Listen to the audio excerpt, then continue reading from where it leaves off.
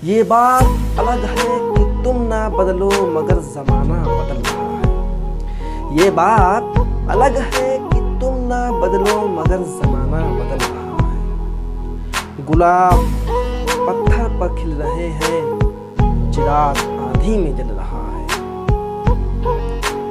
यही जुनून, यही एक ख्वाब मेरा है, वहां चिराग जला दूं जहां अंधेरा है। हेलो फ्रेंड्स, मैं जूनियर खान और आप लोग का अपने YouTube channel junior Khan GS में स्वागत है। दोस्तों, आज का टॉपिक सूर्यवंश। सूर्यवंश या यूँ कहें शेरशाह सूरी के बारे में। वो शेरशाह सूरी जिनके आने के बाद लगभग 15 वर्षों तक मुगल वंश पूरी की पूरी डूब चुकी थी। हुमायूं के बाद जो कि ये आपका मुगल वंश से पूरी की पूरी डूब चुकी थी। तो चलिए बिना कोई देर के हुए हम लोग वीडियो शुरू करते हैं। लेकिन दोस्तों, उससे पहले आपसे एक छोटी सी गुजारिश है कि अगर आप हमारे यूट्यूब चैनल पर नए हैं तो ऐसा ही इंटरेस्टिंग फैक्ट और वीडियो जानने के लिए हमारे चैनल को सब्सक्राइब करिए और हमारे वीडियो को लाइक और शेयर जरूर करिएगा। तो चलिए दोस्तों, बिना कोई देर के हुए हम लोग वीडियो शुरू करते हैं। दोस्तों, आज का टॉपिक उस शेरशाह सूरी के बारे में, उस फरीद खां के बारे में, उस शेर खां के बारे में जिसने बचपन में ही एक शेर मार दिया था, जिसके आने के कारण लगभग 15 वर्षों तक मुगल वंश पूरी डूब चुकी थी, जिसके आने के बाद लगभग हुमायूं को सिंध की तरफ भागना पड़ा। हुमायूं को एक आम आदमी की तरह जिंदगी बितानी पड़ी। वो बादशाह रहते हुए भी एक आम आदमी की तरह थे। हुमायूं बादशाह को एक आम आदमी, एक फकीरों की तरह जिंदगी बितानी पड़ी। उस शेर खां के आने के बाद, उस शेरशाह सूरी के आने के बाद, ये शेरशाह सूरी जिसने सूर्यवंश की स्थापना की, संस्थापक है, सूर्यवंश का संस्थापक है। इसने बीच में ही मुगल वंश को तोड़ दिया था, लेकिन उसके बाद फिर से मुगल वंश शुरू हुआ, जिसके बारे में हम लोग हुमायूं वाले चैप्टर में चर्चा कर चुके हैं। तो चलिए बिना कोई देर के हुए हम बताते हैं आपको शेरशाह सूरी के बारे में। सूरी वंश लगभग 1540 से 1545 ईस्वी तक था। मतलब सूरी वंश जो शेरशाह सूरी द्वारा संस्थापित किया गया था, वो सूरी वंश लगभग 1540 से 1555, मतलब कि आपका 15 वर्ष तक इसने दिल्ली पर शासन किया। सूरी वंश के संस्थापक आपके हैं शेरशाह सूरी। वैसे तो इनका नाम, असल नाम इनका शेरशाह सूरी नहीं है, लेकिन हम आपको बताते चलते हैं कि इनका नाम आखिर शेरशाह सूरी कैसे पड़ा। शेरशाह सूरी इनका नाम उस समय पड़ा जब इन्होंने गद्दी संभाली, जब इन्होंने दिल्ली पर कब्जा किया। कब्जा कब किए, पहले इनके हम बारे में कुछ बात करेंगे, उसके बाद बताएंगे आपको कि इन्होंने कब्जा कब किया। इनके बचपन का नाम फरीद खां था। ये क्वेश्चन पूछता है अक्सर एग्जामों में, ये क्वेश्चन पूछा भी है और पूछता रहेगा भी कि शेरशाह सूरी के बचपन का नाम क्या था। तो शेरशाह सूरी के बचपन का नाम फरीद खां था। इनके पिता का नाम हसन खां था, जो कि जौनपुर के या सासाराम, जौनपुर के जमींदार थे, क्योंकि उस समय सासाराम जौनपुर के ही अंडर में आता था। तो ये सासाराम के जमींदार थे। इनके पिता हसन खां, पिता का नाम हसन खां, जो कि सासाराम के जमींदार थे। अब इनकी पैदाइश जो हुई थी आपकी 1472 ईस्वी में हुई थी। 1472 ईस्वी में सासाराम में, कोई कहता है 1486 ईस्वी में, लेकिन जो मुख्य फैक्ट है वो 1472 ईस्वी में है। जिस पर ज़्यादा लोगों की मत है वो 1472 ईस्वी में इनकी पैदाइश हुई थी शेरशाह सूरी की आपकी। इनके बचपन का नाम फरीद खां था। तो इनके बचपन में घटना यूँ घटी कि ये शिकार खेल रहे थे। उस समय इनके अचानक एक शेर सामने आया और इनके एक ही बार में उस शेर का सर धड़ से अलग हो गया, उस शेर का गर्दन कटकर अलग हो गया। उसी समय से इनको वहाँ पे एक शासक, एक बादशाह थे जो मोहम्मद बहार खां थे। मोहम्मद बहार खां ये अफगानी थे आपके। इन्होंने इनको शेर खां की उपाधि दी। शेर खां। तभी से इनका नाम फरीद खां की जगह शेर खां हुआ। और शेर खां जब 1539 ईस्वी में चौसा का युद्ध किए, आपका ये चौसा का युद्ध 1539 ईस्वी में किए, फिर कन्नौज का युद्ध किए 1540 ईस्वी में जब इन्होंने गद्दी संभाली। 1540 ईस्वी में कन्नौज का युद्ध, जिसे विलग्राम का युद्ध भी कहते हैं। इसी युद्ध के बाद इन्होंने लाहौर और दिल्ली को लगभग पूरी तरह से कैद कर लिया। मतलब कि ये दोनों युद्ध आपका हुमायूं के बीच हुआ। उसी समय विलग्राम के युद्ध के बाद ही या कन्नौज के युद्ध के बाद ही हुमायूं को एक बेगैरतों की तरह ज़िंदगी गुजारनी पड़ी, एक फ़कीरों की तरह ज़िंदगी गुजारनी पड़ी। हुमायूं को विलग्राम के युद्ध के बाद या कन्नौज के युद्ध के बाद, ये शेर शाह सूरी जो कि 1540 ईस्वी में कन्नौज के युद्ध के बाद इसने लगभग लाहौर और आपका ये दिल्ली पर पूरी तरह से कब्जा कर लिया। पूरी तरह से इसके अंडर में, अपने अंडर में दिल्ली और लाहौर को इसने कैद कर लिया शेर शाह सूरी ने। तो दोस्तों आपको हमने इनके बारे में कुछ फैक्ट्स और महत्वपूर्ण क्वेश्चन बता दिए। उसके बाद हम लोग थोड़ी इसके शासन व्यवस्था के बारे में बात कर लें। शासन व्यवस्था, इसने भूमि मापन के लिए एक सिकंदरी गज पैमाना निकाला था। आपसे क्वेश्चन पूछ सकता है कि सिकंदरी गज का पैमाना किसने निकाला था, तो आपका सिकंदरी गज का पैमाना शेर शाह सूरी ने निकाला था। भूमि मापन के लिए, भूमि मापन के लिए शेर शाह सूरी ने सिकंदरी गज का पैमाना निकाला था। भारत में रुपए, आपको जानकर बहुत हैरानी होगी कि जो हमारे भारत का रुपया, जो कि हमारा राष्ट्र सिक्के का नाम रुपया है, वो कब से शुरू हुआ, तो आपका वो प्रथम शासक कौन है जिसने भारत में रुपये का प्रचलन किया, तो आपका है वो शेर शाह सूरी। शेर शाह सूरी एक ऐसे शासक है जिन्होंने प्रथम हमारे भारत में रुपये का प्रचलन किया, और जो आज तक हमारी मुद्रा है, भारत की मुद्रा रुपया है, जो आज तक बनी हुई है। दोस्तों आपको हम एक और बात यहाँ पे बताते चले कि रुपया जो है वो लगभग 8 देशों की मुद्रा है। वो 8 देश कौन कौन है, तो जो हम चलिए थोड़ा हम लोग रिपीट करते हैं। वो 8 देश आपके हैं। जब पहले ये जान लीजिए कि जब इसने रुपया बनवाया था, भारत में रुपये का जब प्रचलन किया था, तो वो रुपया इसके ज़माने में 178 ग्रेन चांदी का होता था। इसने प्रथम भारत में रुपये का प्रचलन किया। तो चलिए अब हम आपको बताते चलते हैं कि वो 8 देश कौन कौन है। इसको आप गठिया लीजिए, अपने दिमाग में ना गठिया लीजिए। तो चलिए बिना कोई देर क्यों बताते हैं। आपका पहला है भारत, फिर पाकिस्तान दूसरा, तीसरा श्रीलंका, चौथा नेपाल, फिर सेशेल्स, इंडोनेशिया, मालदीव, मॉरिशस। ये 8 देश हैं जो कि लगभग 196 रजिस्टर्ड देशों में से ये 8 देशों में आज भी रुपया चलता है। वैसे तो 206 देश हैं पूरे संसार में, 206 देश हैं, कहीं कहीं 196 भी आपको मिलेगा।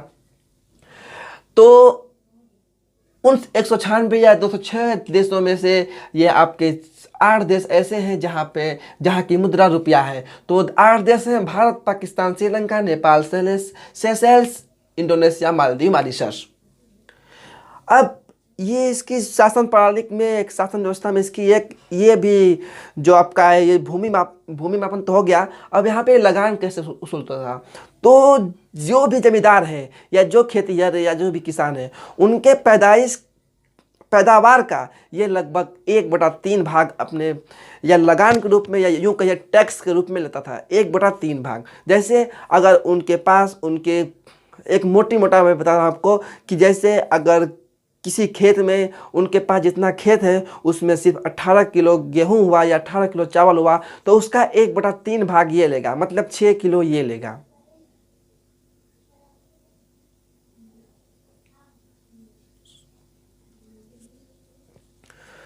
छः किलो ये लेगा, 1/3 भाग ये लेगा।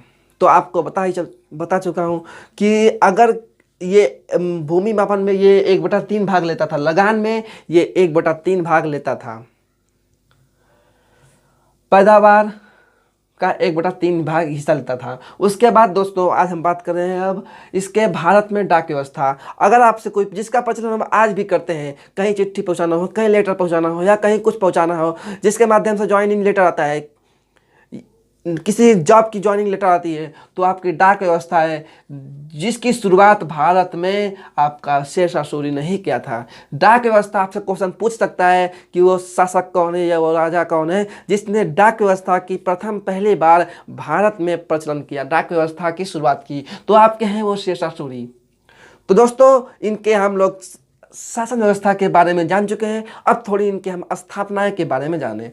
दोस्तों इन्होंने ग्रैंड ट्रंक रोड की मरम्मत कराई। ग्रैंड ट्रंक रोड वही रोड जो लगभग आज 4 देशों से जुड़ा हुआ है। वो 4 देश कौन कौन है, चलिए हम आपको बताते हैं। ये ग्रैंड ट्रंक रोड 4 देशों से जुड़ा हुआ है। काबुल जो कि आपका अफगानिस्तान में है, काबुल, पाकिस्तान, भारत, बांग्लादेश, या यूँ कहिए ये रोड ऐसे है आपका। यह हमारी आपकी प्यारी सी हमारी सोने की चिड़िया हुई, और ये हमारे प्यारी सी भारत है, सोने की चिड़िया यूँ कहिए। यहाँ से शुरू होता है ये रोड। यहाँ पे आपका है काबुल, फिर पाकिस्तान, फिर ये भारत, हमारा ये सोने की चिड़िया है भारत। उसके बाद ये आपका ये बांग्लादेश, यहाँ से ये रोड यहाँ तक चाहिए गई हुई है। इनका ग्रैंड ट्रंक रोड आपसे क्वेश्चन पूछ सकता है कि ग्रैंड ट्रंक रोड को किसने बनवाया था या किसने मरम्मत कराया था, तो वो आपके हैं शेरशाह सूरी। अब ये एक क्वेश्चन यहाँ से और बनता है कि ग्रैंड ट्रंक रोड कितने देशों को जोड़ता है, तो आपका है 4 देश, अफगानिस्तान, भारत, पाकिस्तान या और बांग्लादेश। सीरियल वाइज से अफगानिस्तान, पाकिस्तान, भारत, बांग्लादेश।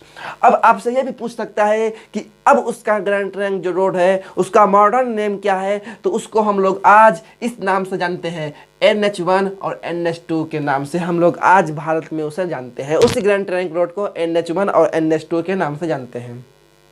उसके बाद इन्होंने रोहतास गढ़ का किला बनवाया। रोहतास गढ़ का किला इन्होंने निर्माण किया, रोहतासगढ़ का किला। फिर इन्होंने किलाए कोहना नामक एक मस्जिद बनवाई जो कि आपकी दिल्ली में है। किलाए कोहना नामक मस्जिद है ये। फिर शेर सूर नामक नगर स्थापित किया जो कि आपका रोहतासगढ़ के ही नज़दीक है, शेर सूर नामक नगर। एक और अच्छा और बेस्ट क्वेश्चन या यूँ का ये क्वेश्चन बहुत बार रिपीट भी किया है कि पाटलिपुत्र यानी पटना, आज का पटना, पाटलिपुत्र का नाम चेंज कर पटना, पुनः पटना इन्होंने ही रखा था। ये पाटलिपुत्र का नाम चेंज कर पटना रखा शेरशाह सूरी ने। पाटलिपुत्र का नाम चेंज कर पटना रखा शेरशाह सूरी ने। फिर ये अपनी ज़िंदगी में ही इन्होंने अपने मकबरे का निर्माण करना शुरू कर दिया था। वो सासाराम में इनका मकबरा जो है वो शेरशाह सूरी का ही मकबरा है सासाराम में। उस समय सासाराम जौनपुर में हुआ करता था, लेकिन अब वो सासाराम आपका बिहार में पड़ता है। यही सासाराम इनका मकबरा है, शेरशाह सूरी का मकबरा सासाराम में है। ये क्वेश्चन पूछा भी है और पूछता भी है। फिर हम लोग इनकी जो मृत्यु हुई, इनकी मृत्यु आपकी 22 मई 1545 ईस्वी में हुई। तो उसके कारण हम लोग जान लेते हैं कि इनकी मृत्यु कैसे हुई और क्यों हुई और किस युद्ध में हुई। तो दोस्तों इनकी मृत्यु 1545 ईस्वी में हुई। कालिंजर का किला जब जीतने के लिए चंदेल राजपूतों से जब युद्ध कर रहे थे, यानी यूँ कहिए कि कालिंजर का जब युद्ध कर रहे थे ये 1545 ईस्वी में कालिंजर के जब कालिंजर पर चढ़ाई कर दिए थे, चंदेल राजपूतों से जब इन्होंने युद्ध किया, तो उस समय क्या हुआ कि उक्का नामक, क्या ये क्वेश्चन पूछता है, उक्का नामक कौन सा नाम उसका था? उक्का नामक आग्नेय शस्त्र, बम विस्फोट, वो उक्का नामक जब इन्होंने जब इस पर आक्रमण किया, वो वहाँ पे गया कालिंजर किले पर और टकरा कर वापस चला आया। उक्का नामक बम फटने के पास में ही आकर फट गया, वहीं से इनकी मृत्यु हुई। वहीं बम फटने से इनकी मृत्यु हुई, आग्नेय शस्त्र फटने से इनकी मृत्यु हुई। तो दोस्तों सूर्यवंश में सबसे शक्तिशाली, सबसे बुद्धिमान, सबसे शूरवीर, सबसे ताकतवर अगर कोई शासक था तो आपका था शेरशाह सूरी, जिसने सूर्य वंश की स्थापना की। वो शेरशाह सूरी जो कि लगभग 5 वर्ष तक शासन किया। इसकी शासनकाल 1540 ईस्वी से 1545 ईस्वी तक है। 1540 ईस्वी को इसने विलग्राम का युद्ध या कन्नौज का युद्ध जीत कर इसने दिल्ली और लाहौर पर कब्जा किया था। और 1545 ईस्वी को यह कालिंजर पर जब चढ़ाई कर रहा था, वहीं पे उक्का नामक एक बम विस्फोट या आग्नेय शस्त्र फटने से इसकी मृत्यु हुई। उसके बाद इनके उत्तराधिकारी आए। उनके उत्तराधिकारी में आपका आता है इस्लाम शाह जो कि इनके पुत्र थे। उसके बाद इब्राहिम शाह आए, फिर फिरोज शाह सूरी आए, फिर मोहम्मद शेख अब्दाली आदिल आए, फिर सिकंदर शाह सूरी आए। तो दोस्तों फिर सिकंदर शाह सूरी के बाद फिर एक पुनर्जन्म, यूँ कहिए कि मुगल वंश का पुनर्जन्म हुआ। जो हुमायूं भागा हुआ था, वो सिंध की तरफ भागा हुआ था, तो हुमायूं ने पुनः 1555 ईस्वी को सिकंदर शाह सूरी और हुमायूं के बीच एक युद्ध होता है। उस युद्ध में हुमायूं विजयी होते हैं और हुमायूं पुनः लाहौर और दिल्ली पर कब्जा कर लेते हैं। दोस्तों आज का टॉपिक आपका सूर्यवंश, लगभग मैं मानता हूँ कि उससे हर रिलेटेड हर क्वेश्चन मैंने बता दिया जो एग्जाम में पूछा करते हैं। तो चलिए दोस्तों हम लोग हल्का सा रिपीट कर देते हैं उसको, सनसनी रिपीट करते हैं। सूर्यवंश 1540 से 1555 ईस्वी में लगभग 15 वर्ष। संस्थापक इसके शेरशाह सूरी हैं। इनका बचपन का नाम फरीद खां है और इनको उपाधि शेर खां की मोहम्मद बहार खान ने दिया था। चौसा का युद्ध इन्होंने लड़ा 1539 ईस्वी में, जो कि आपका हुमायूं और शेरशाह सूरी के बीच में हुआ था। इस युद्ध में शेरशाह सूरी विजयी हुए थे। फिर विलग्राम का युद्ध हुआ जिसे कन्नौज का युद्ध भी बोलते हैं 1540 ईस्वी में। विलग्राम के युद्ध के बाद ही इन्होंने दिल्ली और लाहौर पर कब्जा कर लिया 1540 ईस्वी में। इनकी जो जन्म हुई थी 1472 ईस्वी में इनका जन्म हुआ था। इनके पिता हसन खां थे जो कि जमींदार थे जो सासाराम के। अब इनका हम लोग शासन व्यवस्था के बारे में जान लेते हैं। शासन व्यवस्था, इन्होंने सिकंदरी नामक एक गज स्थापना किया जो कि 32 डिजिट का होता था। ये सिकंदरी नामक गज भूमि मापन में काम देता था। ये भारत में रुपए का प्रचलन, भारत में प्रथम रुपए का प्रचलन जो कि हमारी भारतीय राष्ट्रीय मुद्रा है, वो भारत में रुपए का प्रचलन इन्होंने 178 ग्राम ग्रैन चांदी से शुरू किया। इन्होंने रुपया नाम, मुद्रा का नाम रुपया रखा, जो कि उस समय में 178 ग्रैन का था। उसके बाद ये जो रुपया है वो लगभग हमारे 196 देशों में से या ये 8 देशों में चलता है। वो 8 देश कौन कौन है? उसमें आपका भारत, पाकिस्तान, श्रीलंका, नेपाल, सेशेल्स और इंडोनेशिया, मालदीव, मॉरिशस हैं। उसके बाद इन्होंने लगान या पैदावार पर इन्होंने लगान किया कि किसान की ज़मीन से कितना पैदावार होता है उसका 1/3 ये लेंगे, 1/3 भाग वो लेंगे। फिर इन्होंने भारत में डाक व्यवस्था शुरू की। आपसे क्वेश्चन पूछता भी है, पूछा भी होगा, पूछ सकता भी है कि भारत में डाक व्यवस्था किस शासक ने शुरू किया? तो भारत में डाक व्यवस्था आपका शेषा सूरी ने किया था। फिर इसके बाद इनकी स्थापनाओं के बारे में जान लेते हैं। ग्रैंड ट्रंक रोड जो कि लगभग 4 देशों को जोड़ता है। ग्रैंड ट्रंक रोड किसने बनाया था, किसका निर्माण किया गया है? तो आपका है ग्रैंड ट्रंक रोड, वो शेषा सूरी का निर्माण किया गया है। ये किस किस देश को जोड़ते हैं? तो ये आपका अफगानिस्तान, पाकिस्तान, भारत, बांग्लादेश को जोड़ता है। ये काबुल से पाकिस्तान, पाकिस्तान से भारत, भारत से बांग्लादेश आता है। इसे हम आज किस नाम से जानते हैं? तो इसे हम आज NH1 और NH2 के नाम से जानते हैं। फिर इन्होंने रोहतासगढ़ का किला बनवाया। फिर किला कोहना नामक एक मस्जिद बनवाई। फिर शेरसूर नामक नगर बसाया जो कि रोहतासगढ़ में है। उसके बाद इन्होंने पुनः पाटलिपुत्र का नाम चेंज कर पटना रख दिया। मतलब उससे पहले पटना इसका नाम था, लेकिन फिर बीच में पाटलिपुत्र हुआ। उसके बाद फिर पटना रख दिया इसका नाम पाटलिपुत्र का, जो कि हमारे बिहार की आज राजधानी है पटना।